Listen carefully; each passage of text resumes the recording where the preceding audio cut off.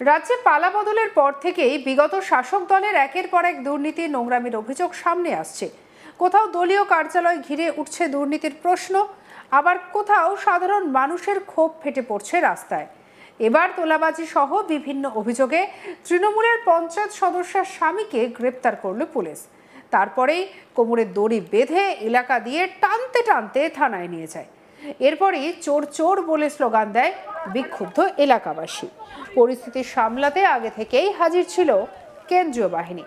তৃণমূলের পঞ্চায়েতের সদস্যর স্বামীকে কোমরে দড়ি বেঁধে এলাকায় ঘোরালো পুলিশ।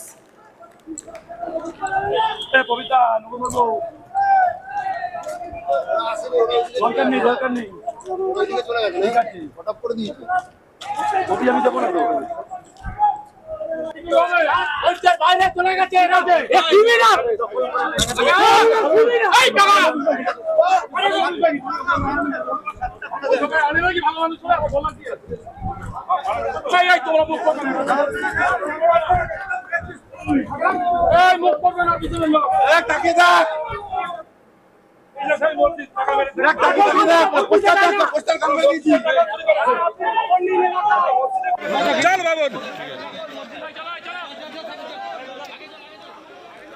উত্তর চব্বিশ পরগনার বাসুদেবপুর থানায় কাউগাছি ২ নম্বর গ্রাম পঞ্চায়েতের তোলাবাজি সহ বিভিন্ন অভিযোগে গ্রেপ্তার কাউগাছি ২ নম্বর পঞ্চায়েতের সদস্যা সোনালী বিবির স্বামী শেখ বাবন। তার কোমরে দড়ি বেঁধে নিয়ে যায় পুলিশ। স্থানীয় সূত্রে জানা গিয়েছে তার বিরুদ্ধে তোলাবাজি, ভয় দেখানো, ভাঙচুর সহ একাধিক অভিযোগ ছিল। কি বলছেন স্থানীয় বাসিন্দা সুকান্ত রায়, শুনবো।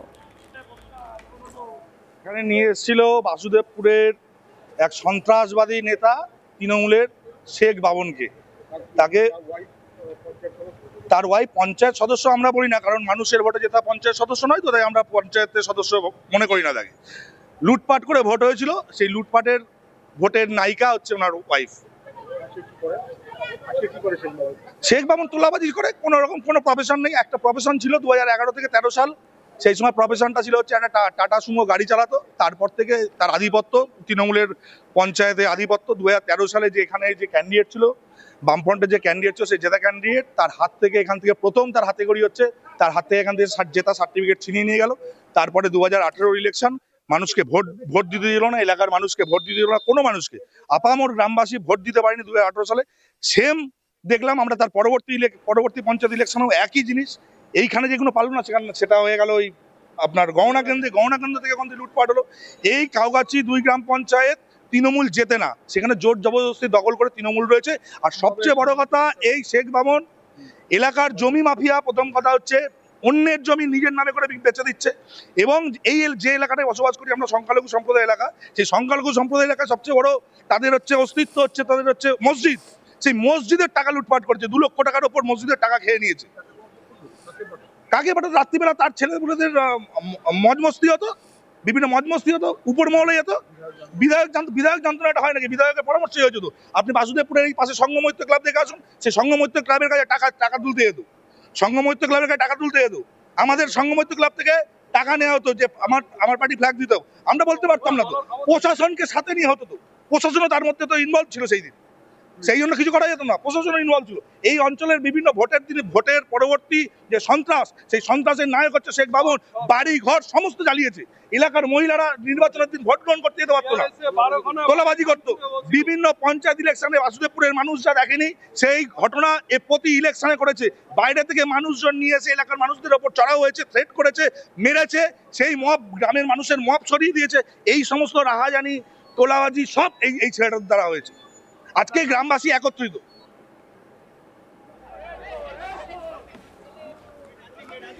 অভিযোগের ভিত্তিতে তদন্ত শুরু করে বাসুদেবপুর থানার পুলিশ। শেখ বাবনকে গ্রেপ্তার করে। পরে তাকে পুলিশের নিরাপত্তায় এলাকায় নিয়ে যাওয়া হয়। স্থানীয়দের একাংশের অভিযোগ, দীর্ঘদিন ধরে তার কর্মকাণ্ডে তারা অতিষ্ঠ ছিলেন। কি বলছেন স্থানীয় বাসিন্দা নাসিমা বিবি, শুনবো। খুব অত্যাচার করতে এই গ্রামের সবাইকে। ও প্রচন্ড পরিমাণে, আমার স্বামী শেখ বাবুন টিএমসি পার্টি করে, ও ভাবছে আমি বিশাল বড় নেতা হয়ে গেছি।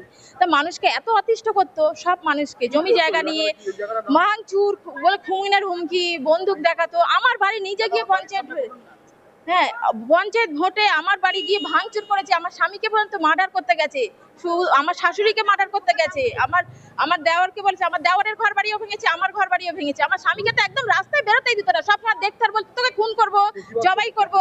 প্রতিবাদ করলে ওই যে পুলিশটা এখন কোথায় আমরা গিয়ে প্রতিবাদ করবো, পুলিশটা এখন ওর কথাই শোনে। হ্যাঁ, এখন আমরা সাহস পাচ্ছি, কেন এখন বিজেপি সরকার এসছে, আমরা সাহস পাচ্ছি যাতে ওর শাস্তিটা হোক। আমার স্বামীকে একদম বেরোতে দিত না, প্রচন্ড। আমার স্বামী একা বলে বলছে যে ওর কেউ নেই, ওর 2 ছেলে আর ওর সহকর্মীরা নিয়ে আমার বাড়ি ভাঙচুর করেছে, আমার খুনিরা আমাকে বিধবা করবে বলেছে, আমাকে বলছে আমার শাশুড়িকে গলায় কাস্তে ধরেছে। হ্যাঁ হ্যাঁ, আমরা সংখ্যালঘু সম্প্রদায়ের লোক। হ্যাঁ, আমার স্বামী সংখ্যালঘুরই, উনি বিজেপি কর্মী, এক সদস্য, বুঝেছেন।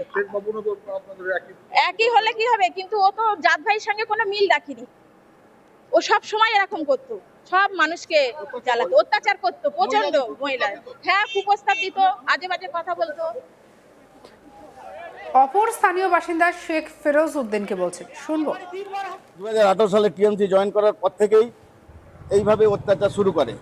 টিএমসি পার্টিটা তো চোর, এবং ও সেই পথ অবলম্বন করে আমাদের পাড়ায় জোর জবরদস্তি তোলাবাজি শুরু করে, জমি দখল করে, মসজিদের সেক্রেটারি হয় জোর করে। মসজিদ থেকে আমরা নামাজ পড়তাম, আমরা 5 ওয়াক্ত নামাজি, আমাদেরকে মেরে 24 সালের ঈদে 2 বছর আমরা মসজিদে যেতে পারিনি। মসজিদে আমাদের পাড়ায় একজন জমি বিক্রি করেছে, সেই লোক ভালোবেসে যে আপনাদের পাড়ায় দীর্ঘদিন আমরা চাষ করি, আমরা জমিটা বিক্রি করে দিচ্ছি, সেই হিসাবে মসজিদকে 1 লাখ টাকা, আমাদের ক্লাবকে 1 লাখ টাকা দিয়েছে, সেই টাকাও চুরি করেছে। আচ্ছা, উচ্চগড়ে এরকম একটা জমিও দখল করে রেখেছে। এই মানে কি, আর কাটমানি তো একেবারে মানে এলাকায় কি সন্ত্রাস, একদম সন্ত্রাস সৃষ্টি করে রাখতো। ও টিএমসি বলছি তো SC ST সেলের অঞ্চল সভাপতি। উনি হচ্ছে আমাদের এই গাউগাছি 2 নম্বর ওয়ার্ড অঞ্চলের 1 নম্বর সংসদের হচ্ছে মেম্বার, এবং কি সেই মেম্বারে হচ্ছে জোর জবরদস্তি, ওনারা হেরে গেছেন, হেরে যাওয়ার পরেও মানে 230 ভোট হেরে গেছে। তবে অভিযুক্তের বিরুদ্ধে আনা অভিযোগগুলি এখনো আদালতে প্রমাণিত হয়নি। ঘটনার তদন্ত চলছে এবং এই বিষয়কে পুলিশ ইতিমধ্যে পুরো বিষয়টা নজরে রেখেছে। অন্যদিকে টিটাগড় পৌরসভার 12 নম্বর ওয়ার্ডের সদ্য পদত্যাগী পৌরপিতা ইনাম খানকে গ্রেপ্তার করেছে খড়দা থানার পুলিশ। শুক্রবার ইনাম খানকে টিটাগড়ের বাড়ি থেকে গ্রেপ্তার করা হয়। পুলিশ সূত্রে খবর, একটি মামলায় তাকে গ্রেপ্তার করা হয়েছে। আমার মাকে এত সম্মান করতে আমার মেয়ের গ্রেনেড করছে, আমার 3বার হামলা করেছে, ও কাজ করে হারিয়েছে।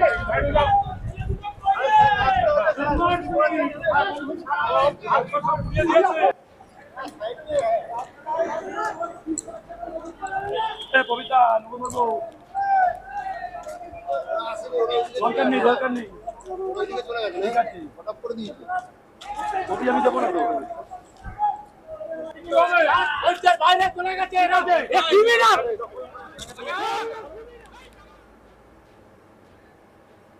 আপনার কি মতামত জানাতে ভুলবেন না। সঙ্গে রাখুন আজ তাক বাংলাকে।